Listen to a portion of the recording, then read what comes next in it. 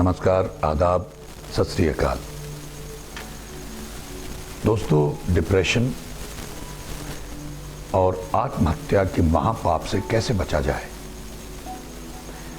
Depression अब एक आम बीमारी होता जा रहा है चारों तरफ। जैसा मैंने पहले एक वीडियो में कहा था कि पहले ये वेस्ट की समस्या थी। पश्चिम देशों में बहुत डिप्रेशन रहता था लोगों को।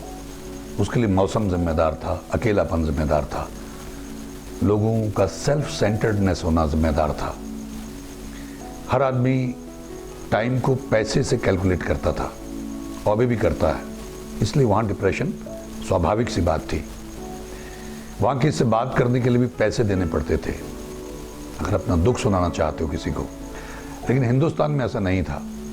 अब बहुत सारे लोग ये कोरोना की वजह से, लॉकडाउन की वजह से, बेरोजगारी की वजह से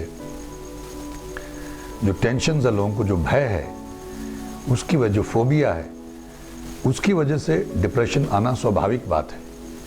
लेकिन इसके अलावा भी, इससे पहले भी लोगों में बहुत ज़्यादा डिप्रेशन देखा जा रहा था। क्योंकि जिस तरह के लोग हमको फ़ोन करते हैं उससे पता लगता है कि कितना लोगों को डिप्रेशन है। मतलब ये आम होता जा रहा है। अब उसमें जीवन की चुनौतियाँ होंगी, परेशानियाँ होंगी, उलझनें होंगी। जो एक रैट रेस है वो भी उसके लिए जिम्मेदार है।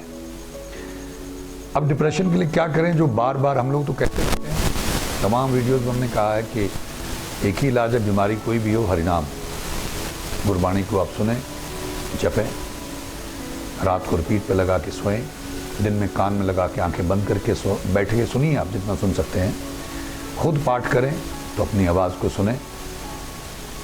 गुरुद्वारे में जाएं, सेवा करें, मंदिर में जाएं, सेवा करें, माफ़ी मांगें, सुमिरन करें। चलते फिरते, आते जाते मालिक को याद रखें, उससे प्रार्थना करते रहें। ये हम सब वीडियोस में तकरीबन ये बताने का प्रयास करते हैं, क्योंकि यही एक हल है।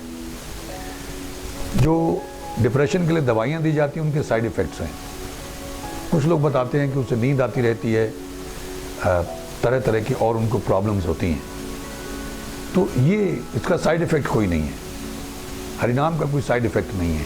तो ये तो एक हल जो बुनियादी तौर पे मेरी तुच्छ बुद्धि के मुताबिक ये है कि आप अगर सब कुछ ट्राई कर चुके हैं तो ज़रा ये ट्राई करिए हरिनाम को। ये गुरु नानक देव जी महाराज की टेक्निक है कि ईश्वर के नाम को सुनने से दुखों पापों का नाश हो जाता है। तो ये ट्राई करें, ये हम बार बार कहते हैं। अब इसके अलावा जब लोग डिप्रेशन की वजह से आत्महत्या के बारे में सोचते हैं, बहुत सारे लोगों ने आत्महत्या की भी है। अब क्योंकि बेरोजगारी है, परेशानी है, टेंशन है, जिन्होंने कर्जा लिया था, किश्तें कहाँ से दें, तो चारों तरफ से प्रेशर है। और लोग तो अभी सुनने में आया है कि सर्वाइवल के लिए भी कर्ज लेने की कोशिश कर रहे हैं और बैंक दे नहीं रहे हैं। तो अब आने वाले वक्त में मैं बार बार ये संकेत करता रहता हूँ, ये मतलब डराने के लिए नहीं है, सावधान होने के लिए है। भय बिन होए न प्रीत, पंजाबी में हमारे कहावत है कि डर के आगे भूत नाचते हैं। क्या हम लोगों को डर से ही सिखाया जा सकता है? क्या हम लोगों को डर की वजह से ही या किसी भयानक बीमारी की वजह से ही हरि की शरण में जाना होगा?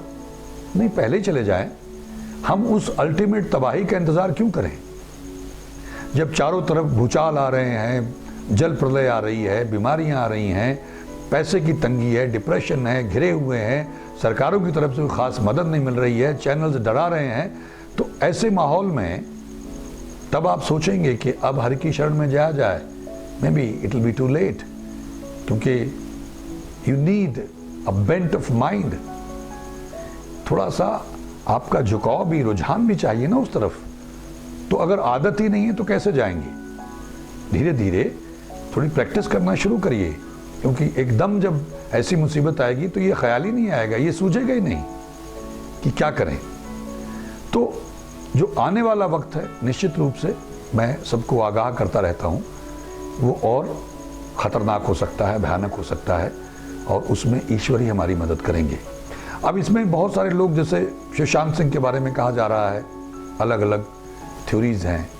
कुछ लोग कहते हैं मर्डर है, कुछ लोग कहते हैं आत्महत्या है, कुछ लोग कहते हैं दबाया जा रहा है।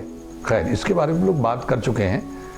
बहुत ही दर्दनाक है, अफसोसनाक है, दुर्भाग्यपूर्ण है जो भी हुआ, बेहद दुखद है। अब जो आत्महत्या के बारे में सोचते हैं, क्योंकि हमको बहुत सारे लोग फ़ोन करते हैं, मैसेज करते हैं और वो कहते हैं कि जी मैंने बहुत बार सोचा है। इसमें कुछ मैसेजेस भी आप देख सकते हैं हमारे चैनल पे कि जीवन ख़त्म करने को मन करता है, बहुत बार ये ख्याल आता है आत्महत्या करना चाहता हूँ, ज़िंदगी को ख़त्म करना चाहता हूँ या चाहती हूँ, इतनी दुखी हूँ, इतनी परेशान हूँ या इतना दुखी हूँ, परेशान हूँ। मैं ऐसे मित्रों से, ऐसे दोस्तों से बात बताना चाहूँगा कि आत्महत्या कोई समाधान नहीं है, आत्महत्या कोई छुटकारा नहीं है। आत्महत्या एक और बड़ी यात्रा की शुरुआत है।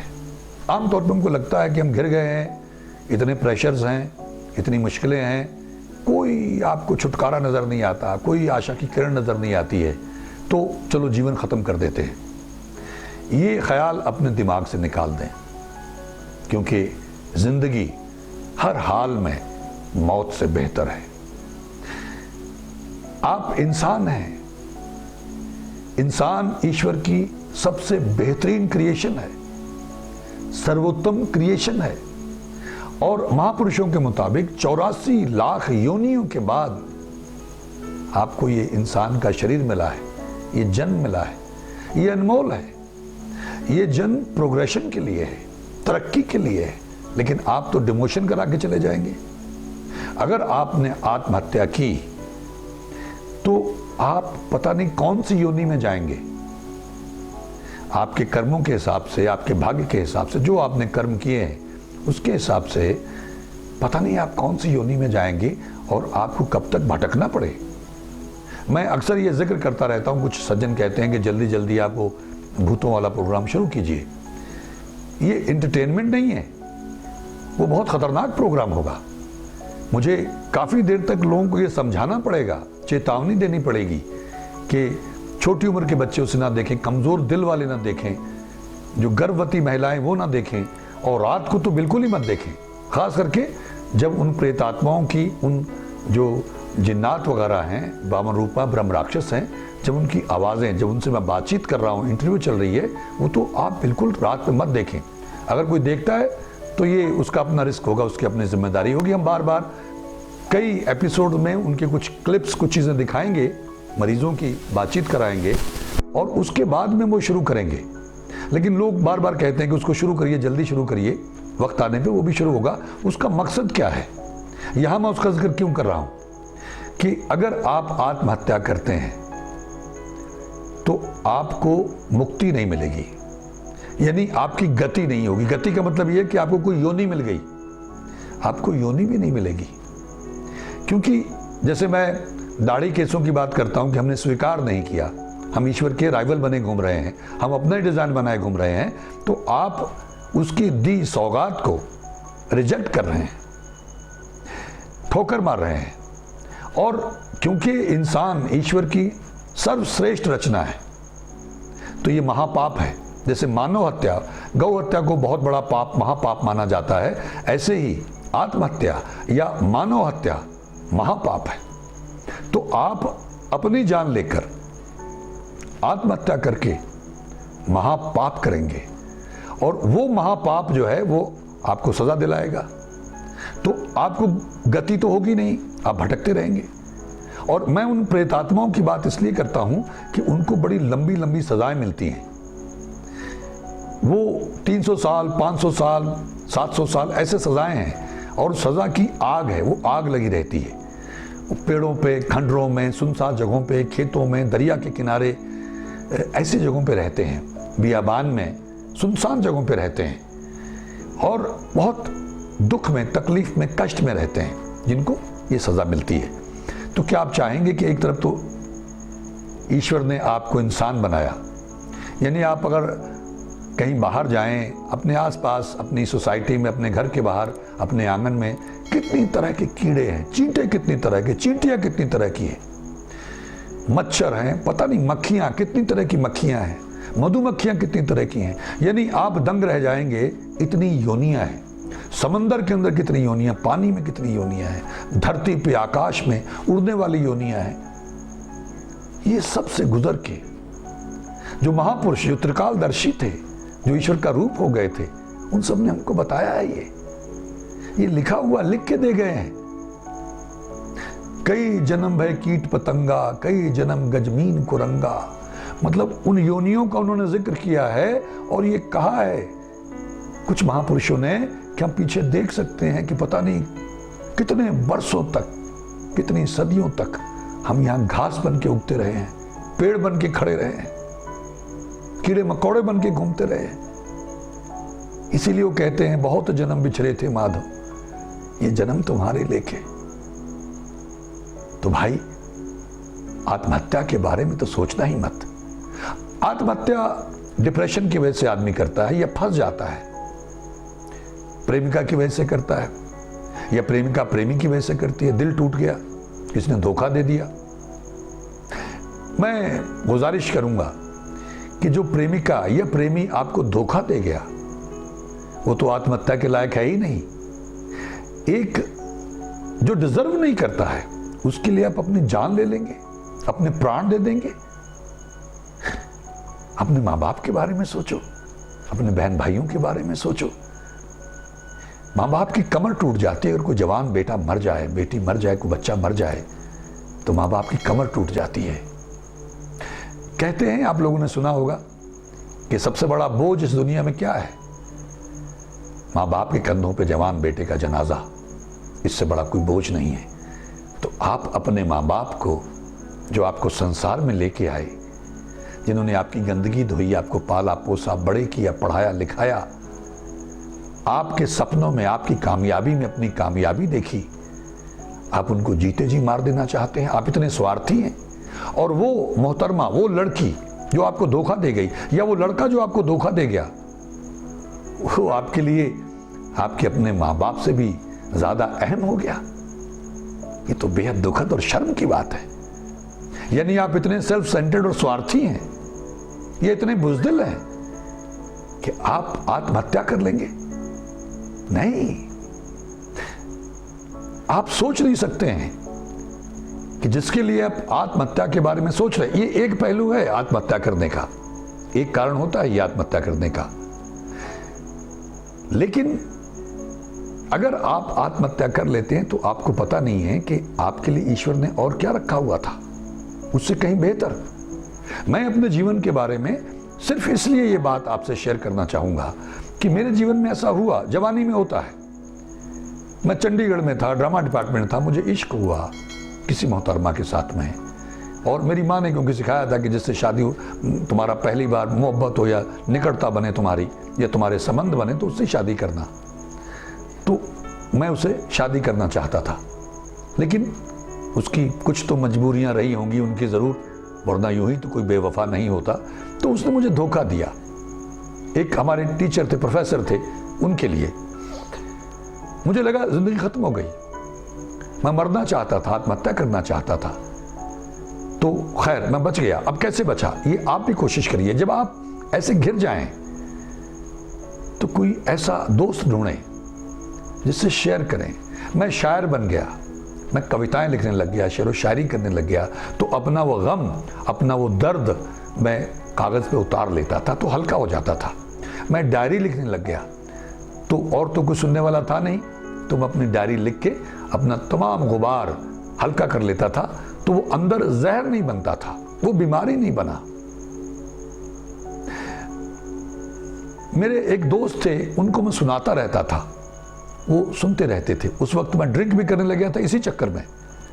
तो वो सुनते रहते, ड्रिंक करते थे, वो सुनते रहते थे। ड्रिंक नहीं करनी चाहिए, आगे ये आदत बन जाती है, फिर ये बर्बाद कर देती है। तो उससे मैं दुख साझा करता रहता था, तो हल्का तो बच गया। उसके बाद एक और मोहतरमा मेरी जिंदगी में आई, उन्होंने भी धोखा दिया। फिर लगा जिंदगी खत्म हो गई अब तो। फिर वही विचार आत्महत्या के। अकेले थे, अकेला रहता था, दिल्ली में तब था मैं, तो सोचा आत्महत्या ही कर लेते हैं। ये मेरी मूर्खता थी, मेरी नासमझी थी, लेकिन ऐसे विचार आते हैं। मैं आपसे क्यों शेयर ये कर रहा हूं कि उसके बाद किसी तरह से किसी ने मुझे कोई उपाय बताया, फिर वही मैं घूमता रहता था, कुछ ऐसे लोग ढूंढे, वही डायरी लिखता रहता था। वो अब भी कहीं पड़ी होगी, डायरियाँ भर डाली मैंने, शेर व शायरी लिखता रहता था, खूब शेर व शायरी करता था, तो मन हल्का हो जाता था। उसके बाद आगे मेरी यात्रा चली, मैं बॉम्बे पहुंच गया। अब ये बात लंबी ना हो, क्योंकि मेरी अपनी मैं अपनी आपको बीच में सुनाने लग गया हूं। मैं इसलिए सुना रहा हूं कि ईश्वर ने मुझे बचाया। जो मैं चाहता था कि पहली मोहतरमा से मेरी शादी हो जाए, अगर उससे हो जाती तो मैं चंडीगढ़ में ही रह जाता, मैं ड्रामा डिपार्टमेंट का ज़्यादा चेयरमैन बन जाता, 2-4 मेरे बच्चे हो जाते और मैं वहीं तक सीमित होकर रह जाता। तो ईश्वर ने वो नहीं होने दिया। मैंने तो पूरी कोशिश की अपनी अकल के हिसाब से, मरना भी चाहा तो मरने भी नहीं दिया। उसके बाद दूसरी वाली थी, उसने धोखा दिया। अगर मैं उससे शादी कर लेता तो वो तो वायलेंट थी, एग्रेसिव थी, ओवर एम्बिशियस थी। मेरा एक शेर था कि उन्हें ये जिद कि जमीन आसमां समेट लेंगे वो अपने दामन में, और हमें था खौफ अपने वजूद को लेकर। वक्त गोदा किया चेहरे पे मेरे पल पल का हिसाब, और हम तमाम उम्र जमाने की नजर पड़ते रहे। मतलब वही जिस्म, वही जान, वही रंगत, लेकिन जरा सी नजर क्या बदली कि सब बदल गया। इस तरह से मैं लिखता रहा। जब भी कोई ऐसा ख्याल आता तो मैं लिख लेता था, और बहुत लिखा, कभी उसको भी यहाँ शेयर करेंगे। अगर मैं उससे शादी कर लेता, वो मुझे धोखा ना देती तो मुझे जीवन में बर्बाद कर डालती। वो इतनी एग्रेसिव थी, हम आपस में झगड़े कर करके मर जाते, और वो इतनी एम्बिशियस थी कि वो बहुत सारे समझौते कर लेती थी डायरेक्टर्स के साथ में। वो क्या कहूँ, she used to get carried away, भाव में बह जाती थी और जगह जगह वो लोगों से इन्वॉल्व हो जाती थी। तो मेरा क्या हाल होता? तो मैं बच गया। मैं ईश्वर का धन्यवाद करते थकता नहीं हूं कि ईश्वर ने मुझे कैसे कैसे बचाया। लेकिन अगर मैं उनके लिए आत्महत्या करता तो डिजर्व नहीं करती थी, इस काबिल नहीं थी कि उनके लिए मैं आत्महत्या करूं। फिर मैं आज आप लोगों के सामने कैसे आता, वो सारे तजुर्बे लेके। तो आत्महत्या का ख्याल त्याग दें, छोड़ दें, शेयर करें, डायरी लिखें, कोई दोस्त जिसमें आप कन्फाइड कर सकें उससे बात करें, बाहर निकलें। अगर आप एक कमरे में बंद हो जाएंगे तो और आपको वही विचार घिरे रहेंगे। कई बार होता है, लोग कहते हैं कि मुझे तो यही चाहिए। ये एज होती, उम्र होती है, वो हार्मोन का कुछ सिलसिला ऐसा होता है कि आदमी उन्माद में होता है। कई बार प्रेम नहीं होता है, एक प्लेटोनिक लव होता है, रूहानी, हकीकी। ये जिस्मानी ज़्यादा होता है, क्योंकि जिस्मानी तौर पे आपको इतनी अट्रैक्शन हो जाती है कि आप फ़र्क नहीं कर पाते हैं कि ये हवस है, ये जो मेरा सेक्सुअल अट्रैक्शन है उसकी तरफ, ये वास्तव में प्रेम है। हम उसे डिफ्रेंशिएट नहीं कर पाते हैं। बस फिर उन्माद होता है। जैसे आपने देखा होगा जानवरों में उन्माद होता है तो वो भिड़ते हैं, लड़ते हैं। जैसे हाथी को जब उन्माद होता है तो वो क्या जंगल में तबाही मचाता है। इसलिए ज़रा सोचिएगा अपने माँ बाप के बारे में। बाहर निकलिएगा, पार्क में जाइएगा, कुछ म्यूज़िक सुनिएगा, फिल्म देखिएगा, अपने आप को डाइवर्ट करिए। जो वहाँ जुड़े हुए हैं उससे बचिए। और जब मैं कहता हूँ कि आप ईश्वर का नाम सुने, ईश्वर का नाम जपें, तो ये अल्टीमेट है। मैं जब कॉलेज में था, मेरे पेरेंट्स यूपी में रहते थे, निघासन में। मुझे पैसे की ज़रूरत पड़ी, तंगी थी उस ज़माने में, बहुत तंगी होती थी, सबके पास ही बड़ी तंगी होती थी। मुझे रिश्तेदारों ने मना कर दिया, पैसे नहीं दिए, हालांकि उनके पैसे थे। तो मैं कोटकपूरा में एक हमारे आड़तिया थे, उनकी एक दुकान थी कपड़े की, वहाँ उनसे 500 रुपये चाहिए थे मुझे। कॉलेज में फ़ीस जमा करनी थी, गवर्नमेंट कॉलेज मुक्तसर में पढ़ता था मैं। तो उन्होंने भी मना कर दिया मुझे। मैं बड़ा उदास उनकी दुकान पे बैठा हुआ था। मैं उदासीनता के समय कैसे कैसे छोटी छोटी चीज़ें कुदरत के संकेत होते हैं, अगर आप उनको पकड़ लें तो। मैं सेंसिटिव था शुरू से ही। तो वहाँ उन दिनों जो फिल्में रिलीज़ होती थी तो उनके गाने वाने कुछ बजाते थे वो लाउड स्पीकर पे, रिक्शे पे, और कुछ बैनर पोस्टर लगे होते थे और उसकी एडवर्टाइजमेंट करते थे ताकि लोग आके सिनेमा हॉल में वो फिल्म देखें। तो एक गाना बज रहा था, मैं उसको सुनने लग गया बैठे बैठे।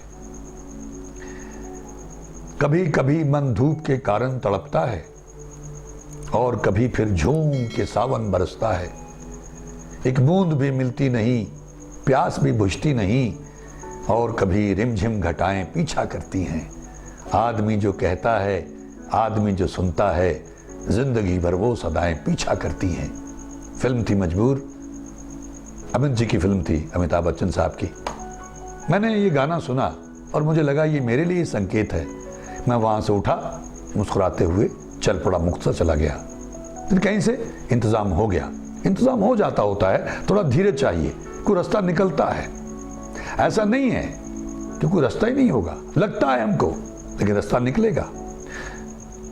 अब देखिए वो जिंदगी, वो 500 रुपए, और मेरे ईश्वर ने मुझ पर कृपा की, दया की।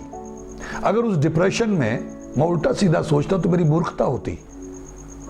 मैंने मुस्कुराना शुरू किया और वो कितना बड़ा सत्य था उस वक्त मेरे लिए, और आज भी। रिमझिम घटाएं पीछा करती हैं। आप देखिए, तो वो रिमझिम घटाएं तो आपका इंतजार कर रही होंगी, आपका पीछा करेंगी, लेकिन अभी अगर आप मैदान छोड़ देंगे, आप रेस से ही अगर आउट हो जाएंगे, तो फिर वो रिमझिम घटाओं तक आप कैसे पहुंचोगे। मैं जिंदा रहा, जीवित रहा, लड़ता रहा, संघर्ष करता रहा।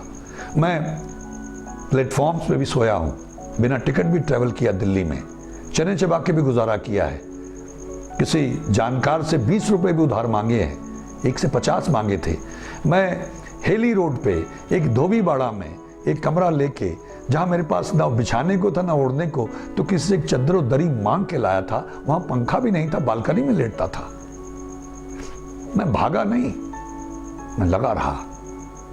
मैं ये क्यों आपसे शेयर कर रहा हूं कि आप ये तो देखते हैं कि एक आदमी बॉम्बे पहुंच गया, उसने फिल्में की, सीरियल्स किए। ये किस लिए? क्योंकि मेरे घर वाले सपोर्ट नहीं करते थे, वो मेरी लाइन के खिलाफ थे।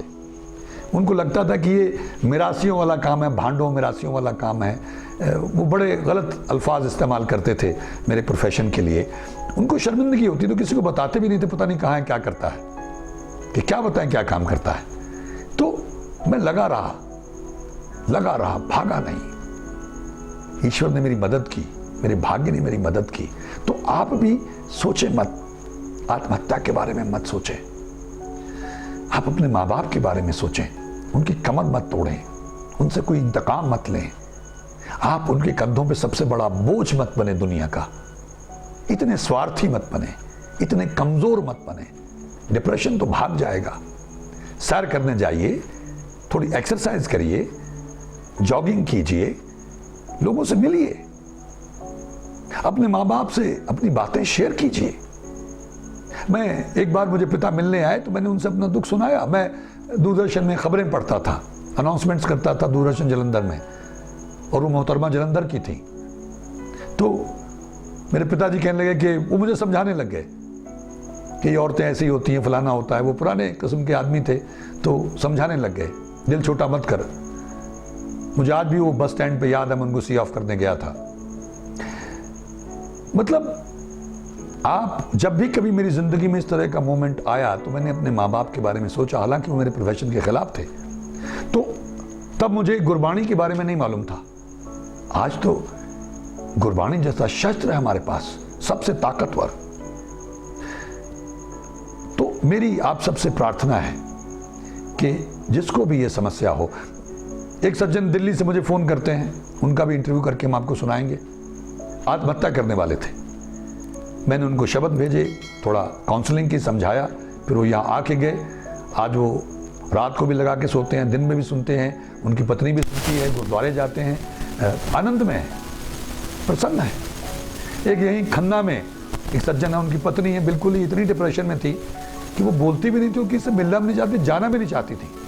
पिछली बार मैं कुछ लोगों का जिक्र कर रहा था तो इनका रह गया था। बहुत सारे ऐसे केसेस हैं, डिप्रेशन के मारे हुए लोग। तो वो उनको लेके आए, और ये बिना बताए कि कहाँ लेके जा रहे हैं, क्योंकि वो जाना नहीं चाहती। उनको लगा किसी बाबा के पास लेके जा रहे होंगे या कहाँ। तो मैंने नहीं जाना, मैंने किसी से मिलना ही नहीं है। मेरे पास लेके आए, यहाँ बैठे, मैंने 1.5 घंटा 2 घंटे उनसे वार्तालाप किया। उनको वो हमारा गुटका साहब है, जिसमें शब्द हैं, 14 शब्द हैं, 9 तुके हैं, वो दिया। वो यहीं पर मुस्कुराने लग गई, ईश्वर की बातें की। और उसके बाद उन्होंने पाठ करना शुरू कर दिया। आज वो आनंद में है, प्रसन्न है, डिप्रेशन दूर दूर तक है, उनके पास नहीं फटकता है। उन्हीं के यहाँ एक सज्जन खन्ना के पास ही गांव, उनका भी इंटरव्यू हम सुनाएंगे, वो हफ्ते भर में ठीक हो गया था।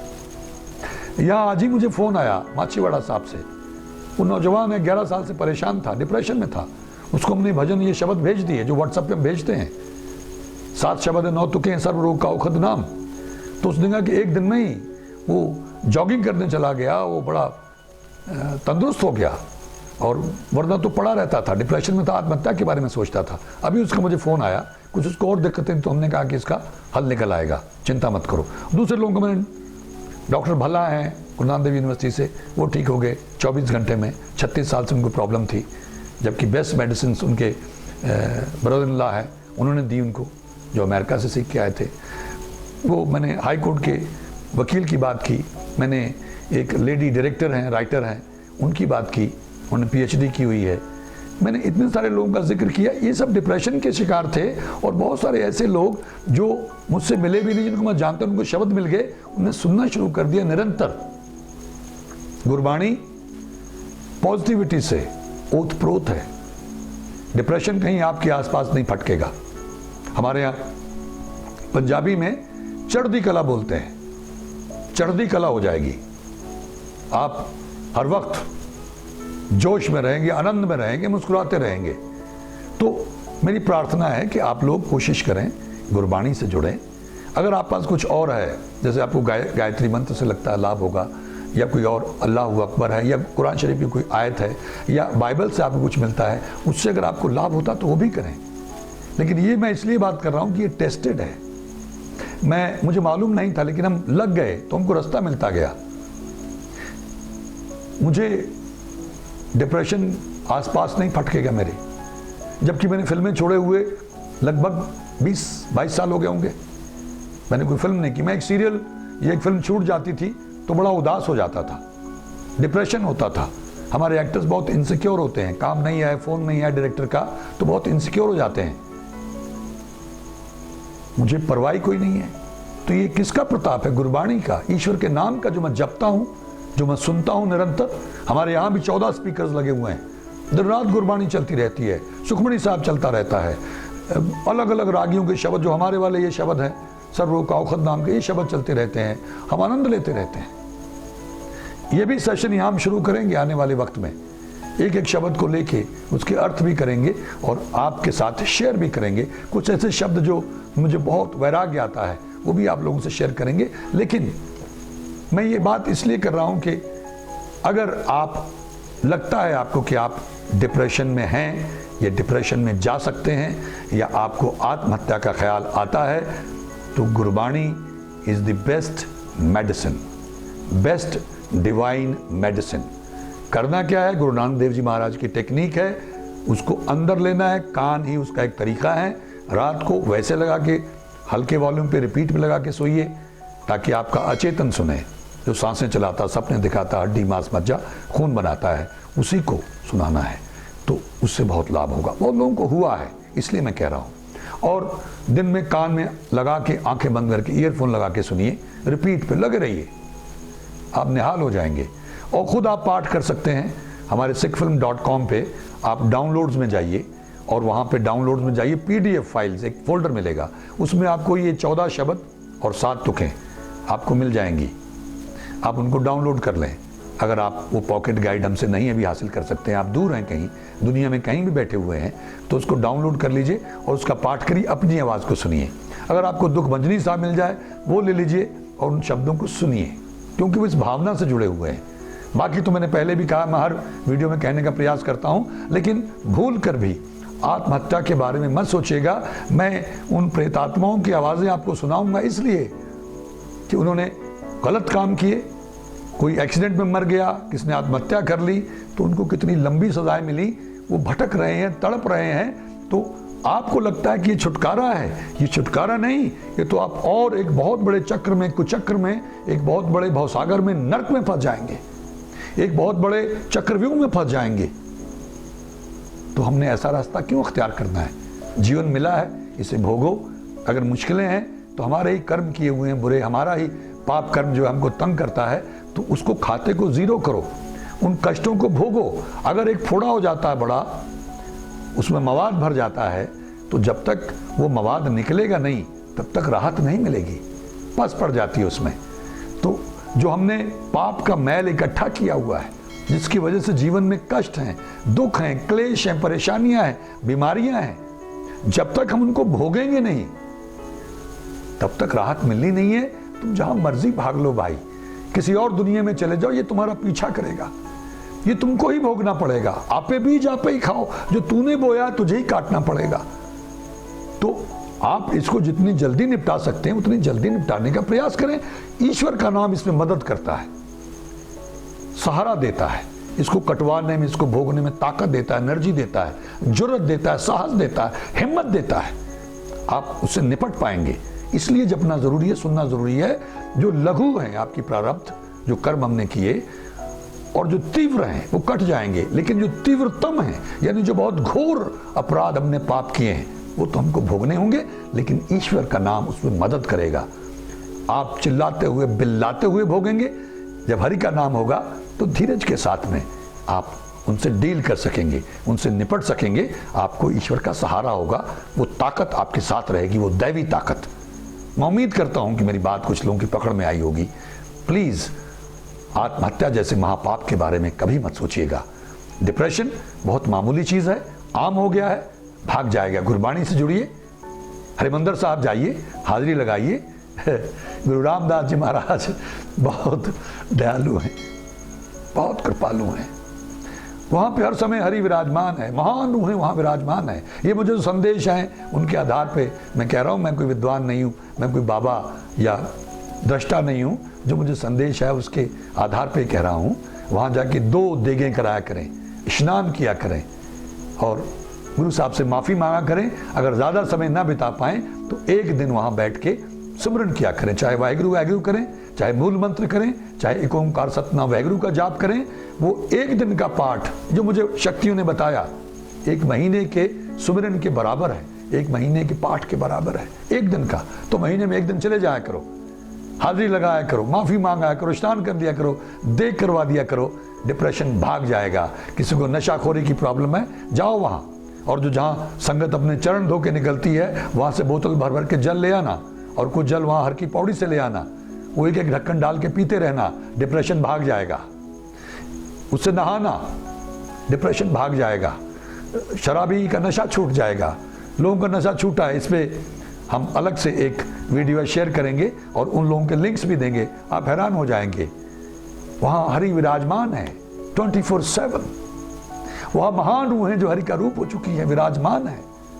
वहां जाया करिए, महीने में 1 बार जाया करिए, प्रार्थना करके आया करिए, सेवा कर दिया करिए। वहां लंगर हॉल में जाके सेवा कर दिया करिए, झाड़ू लगा दिया करिए। हमने उस मालिक के, गुरु रामदास जी महाराज के, उनके दर के सेवादार बनना है, झाड़ू बरदार बनना है।